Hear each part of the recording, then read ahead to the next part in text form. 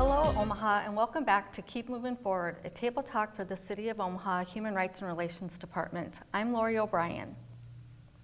And I'm Laura Aite, and we work in the Civil Rights Enforcement Division of our department, which is responsible for the investigation of complaints of discrimination under federal and local laws. These laws protect individuals from discrimination in housing, employment, and places of public accommodation. If you believe you have experienced discrimination or simply need more information on your employment and housing rights, please contact our office at 402-444-5055 or visit our website at humanrights.cityofomaha.org. And thank you for joining us last month when we talked about COVID-19 related employment issues. Today I'm pleased to introduce our special guest. Alana Schriver has been working with Omaha's refugee community for 13 years in various capacities. She currently serves as chair of the Omaha Refugee Taskforce and was chair of the Health Subcommittee for 4 years. Alana has worked at both resettlement agencies in addition to being the refugee specialist of Omaha Public Schools for 8 years. She's spoken at city, state, and national conferences on refugee resettlement, as well as provided professional development training for healthcare professionals, law enforcement, educators, and social workers.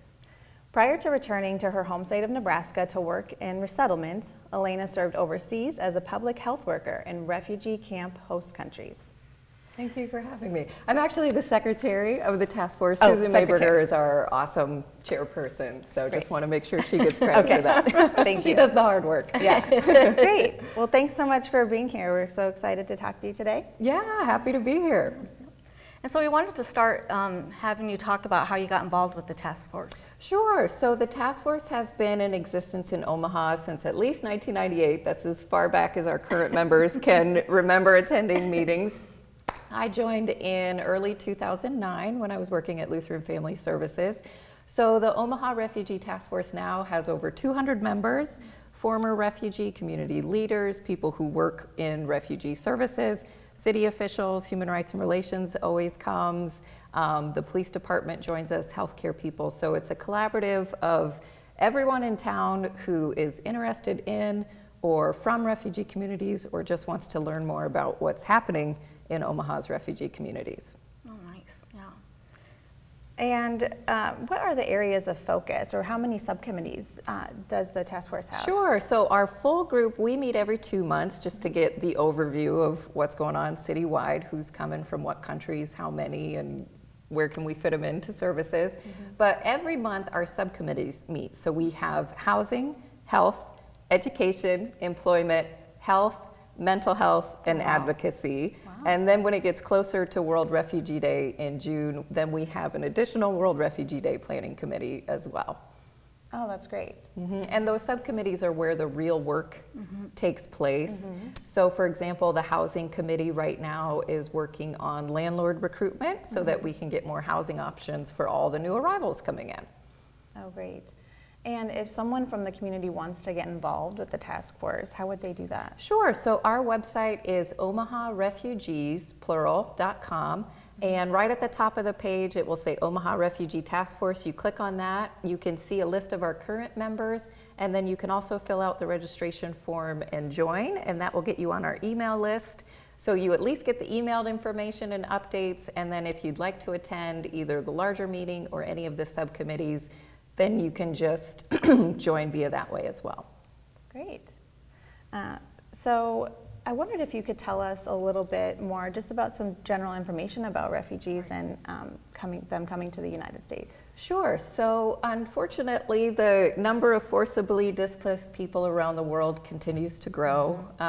We would love to see those numbers going down, but with climate change and ongoing conflicts and everything like that, we're just on the up and up. So right now there's 82.4 million forcibly displaced people around the world. Wow. That doesn't mean they all get refugee status. So refugee status is dependent upon crossing a national border.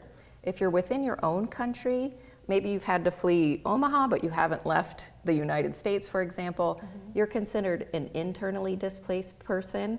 But refugee status, number one, you've crossed that national border. And you've crossed it because of war, violence, persecution, or a well-founded fear of persecution. So because of who you are as a person, your race, your religion, your ethnicity, your political affiliation, your sexual orientation, something puts you in very real danger in your home area and you're forced to flee. So no one chooses to be a refugee. This isn't because of economics or a desire to have different education or whatever. It's not about opportunities. It's literally about preserving life itself. So the United Nations High Commission for Refugees does that initial vetting to see who would qualify for refugee status. And then they start to look at, do you have friends and family anywhere around the world that we could reunite you with? Do you have an established community? Like, for example, Omaha's got 6,000 Korean speakers. We've got Korean churches, Korean grocery stores, Korean interpreters. It would make sense for a Korean refugee to come to Omaha. Or you could be what we call a free case. No US ties, no geo pull to a particular region. So you might end up in Australia, Sweden, Canada, New York City, or Omaha, Nebraska. So if you get routed to the United States, that's when we start our vetting and screening process, which is 18 to 36 months minimum per person. So even if you're a 2-day-old baby, you've got to start that vetting and screening process to make sure you're not a threat to anyone in the United States. And because that is the most strictly vetted route of immigration worldwide, less than 1% of people with refugee status will qualify for resettlement to a country like the United States. Wow. So then what happens to the rest? They could stay in the camp as long as the camp is operating. They could try to integrate into that host country. Sometimes you do that the same way an undocumented person would here, cash jobs or fake papers, or maybe you have a skill that host country could benefit from. Maybe you're a pharmacist or an engineer or a doctor, and they want that skill set in their country, so you can immigrate legitimately that way. But really what people are holding out hope for is repatriation to their home country. No one chose to leave in the first place, and you know, American culture is very mobile. It's not uncommon for us to move to another city for school or a job, but that's really not the cultural norm for most of these home countries. And people want to go back home if that's ever a safe possibility for them. So once someone comes to the United States, if their country is safe in the future, are they able to leave the United States and go back home? Yeah, if they so choose. The one nice thing about refugee status in the US is you're not at risk of deportation because we can't send you somewhere where your life would be in danger. So that's the tricky part, is you have to somehow figure out all the laws of the United States by the time you arrive, and there's so many laws, and you usually figure it out by accidentally messing up. So if someone were to get in trouble here in the US, they follow the same whatever happens to someone born and raised here.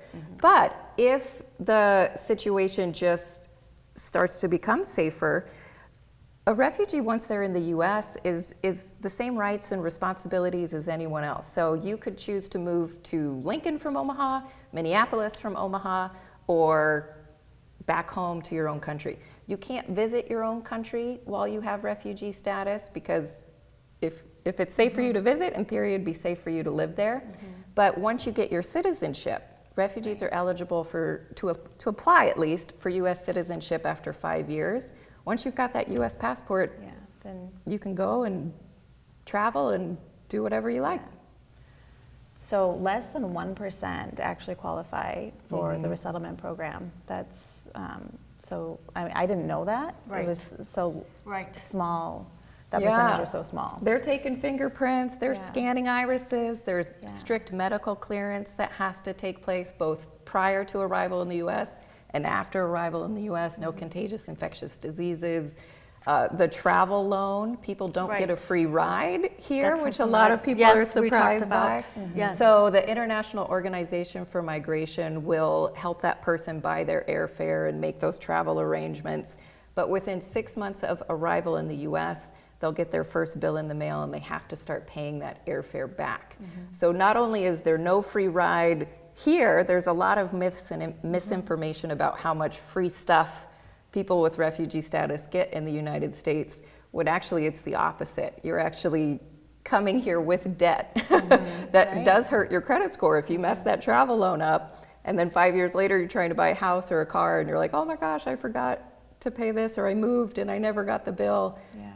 So people really are responsible for paying their own way, not just the airfare, but their rent, their bills, everything once they get to the United States, which is why Nebraska is so popular, because of our low unemployment rates. For every person in Nebraska, there's 1.8 jobs available. So we're an agricultural state. My dad's a farmer. I grew up on a cattle farm, but we can't survive without these refugees and immigrants coming to our state, because that's who works in the food processing plants. That's what keeps Nebraska alive economically, is these newcomers coming in and taking those jobs that no one else wants to do. So luckily, within that 90-day, the Federal Refugee Resettlement Program is a 90-day program. They only get a caseworker for 90 days, and then case closed, they're on their own. But almost always, there's at least one person working full-time by the end of those 90 days, and they've been taught how to pay their bills. And you're not going to get a bill for your rent. You have to just remember to pay your rent, but you will get a bill for this and this, that, and the other.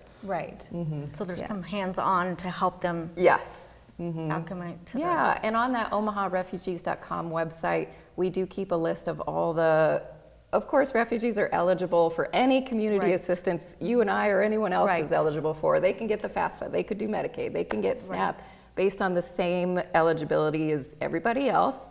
But like I said, most people are working full-time, so they don't get that assistance. But those service providers on the omaharefugees.com website are just especially good at working biculturally or multilingually or things like that. So if you're watching this and you're a teacher or a social worker, you can check that website for potential referral sources for families. That's a great idea. I think, you know, even for someone who grew up in the United States, some of these processes are confusing. So I think coming from another country and another culture, you know, it sounds like it could be overwhelming, and it's a lot to learn and take in. Yeah, depending on where you started from. I mean, if you're from Baghdad, you know how smartphones work and how to drive, and you've had a bank account and all that kind of stuff. But if you've been trapped in a ethnic refugee camp for 20 years with no electricity, no plumbing, no internet access, you're kind of starting from scratch here.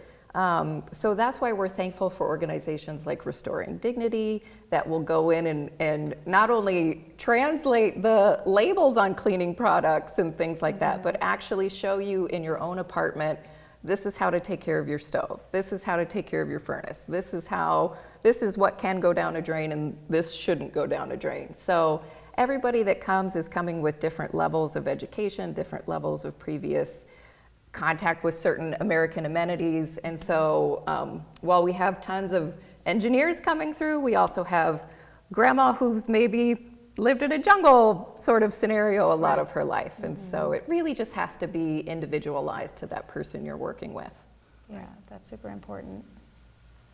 So could you tell us a little bit about Nebraska and how our, you know, refugee resettlement programs work here in the state? Yeah, so resettlement's federal, so you don't get a lot of input, like governors don't get a whole lot of say, local politicians don't get a whole lot of say on who's coming or how many. But once they're here, of course, we can do our best to make that transition smoother. And Nebraska's always had a really strong history of resettlement. Of course, it's federal, so the president gets to decide how many refugees are coming in. And so under Obama, he had a record high of 110,000 his last year. And so that year, 2016, Nebraska was resettling more refugees per capita than any other state. Wow. Of course, California, Texas, they're going to get larger numbers, but per capita, Nebraska was at the top. Under Trump, everything sort of, those numbers went down, and agencies were closing and people weren't coming in. But now under Biden, he's bringing those numbers back up. So we expect to be right back at the top again soon, hopefully. Yeah. Which is actually a great thing for Nebraska, because even though it's awesome to have low unemployment rates, if you are an employer, that's kind of a scary situation, because everybody's struggling with being short-staffed right now. Yeah. Well, here's a ready and willing and employment authorized for life. They don't have to have work permits. They don't have to show their green card. Refugee status inherently comes with an unrestricted social security card. So an employer never has to worry, is this a legal thing or am I breaking any rules here? If someone came as a refugee for life in the United States, they're employment authorized. That's really important for employers to know, I think. And landlords and everybody else that might have any concerns. Right. And sometimes we get calls about the discrimination that they sometimes face, asking for too many documentations, not knowing that they are. Well, and the nice thing is, you can always call if you're an employer or a landlord who's just not quite sure and you want to make sure you're following the rules. You can always call USCIS, our United States Citizenship and Immigration Services, and they'll explain that, or you can just go to their website, or you can Google refugee work authorization or whatever, and all that information is readily available. It can be awkward sometimes, even at a public school, you're not allowed to ask for someone's immigration status. And so maybe you want to help with the FAFSA, but you're not quite sure, can this kid apply for the FAFSA or not? That's why it's important to have programs like this, just so people know if they're coming with refugee status, don't be afraid to refer them to any program, apply for any job, apply for any housing. Right. And so what are some of the main, the biggest issues or barriers that refugees in Omaha are facing right now? A lot of it's the same as everybody else, a lack of quality, affordable housing. I think everybody's feeling that squeeze in Omaha, but what's harder with resettlement is the lack of notice we get for arrivals. Sometimes you might have as much as 3 weeks notice of families coming, and it's this many, so you need this many bedrooms, and you want to be by an elementary school or middle school or this, that, and the other, and so you have a little bit more time to find a sort of ideal landlord scenario. You could literally get a call today saying their flight comes in at 8 p.m. Go pick them up. And that's when you're like, oh my gosh, do I put them in a hotel and spend what little arrival money they come with? Or do I put them in a landlord that maybe isn't ideal just because it's short notice and that's available? So housing's our biggest crunch. So anyone who's out there who is a landlord or interested in learning more, again, omaharefugees.com, we have a I want to rent to refugees tab that gives a little bit more information on that. And then otherwise, initially language is of course a barrier. But really those cultural differences are even more critical than language barriers. Some people come speaking English fluently, but the culture is so drastically different, especially healthcare. The fact that we have to pay for healthcare here, and insurance is complicated, and all this sort of stuff, where most people are coming from countries where healthcare is free and provided by the government. And so that's a really hard shift to make. And then you have people afraid to go to the doctor, just like in our own families, because you don't want to get that bill. Or back home, all your health care was in one location, and now your dentist is here, your female doctor's here, your family doctor's here, your kids' doctor is here. There's therapists and psychologists and psychiatrists, and there's regular dentists and oral surgeons, and it's just so complicated. And on top of that, there's all these over-the-counters maybe you didn't have access to before. So what am I supposed to treat by myself at home? And over-the-counters, I can share them and I shouldn't finish the bottle, but prescriptions, I shouldn't share and I need to finish the bottle. And then there's urgent care and ER, and it's so complicated. Yes. And so you sort of just freeze and you're like, dang, I'll just tough it out at home and suffer through it. Absolutely. And what about not having access to the natural remedies that maybe they were used to using in their home country or culture? Well, luckily here in Omaha we've got a lot of ethnic markets, and so people are able to import what they're used to getting or getting it off the internet or something like that. There's also, just like bio-Western medical type doctors are coming over with refugee status, so are traditional healers and things like that. So people might be consulting both their traditional healer or their religious leader or the respected elder in the community along with the American doctor's advice. And so whenever you can work together on that and collaborate and try to integrate them together and validate someone else's maybe different coping mechanism than the American lens might expect or prefer is always better than just shutting something down, because if you're going to shut down what they believe in, they can do the same thing to your recommendation. Oh, yeah. And so whatever you can collaborate and work together on that.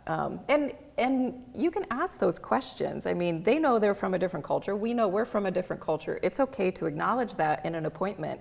And there's a big difference between saying, why would you do a smoke treatment? And, well, why would you do a smoke treatment? Can you explain that to me? And knowing that those justifications and those reasonings might help you develop a better treatment plan for that person as well. Yeah, that's a really good point. And what is like the follow-up? So once they're here, they find an apartment, they get stabilized, they have housing, job, and then, so what is the follow-up then after? That's pretty much it. So there's a list of core services that those resettlement agencies have to complete within 90 days. But at 90 days, all cases are closed, regardless of your confidence or your feeling of like, all right, I belong. And I know for me, I've moved to other countries and I definitely did not feel like a local after 3 months.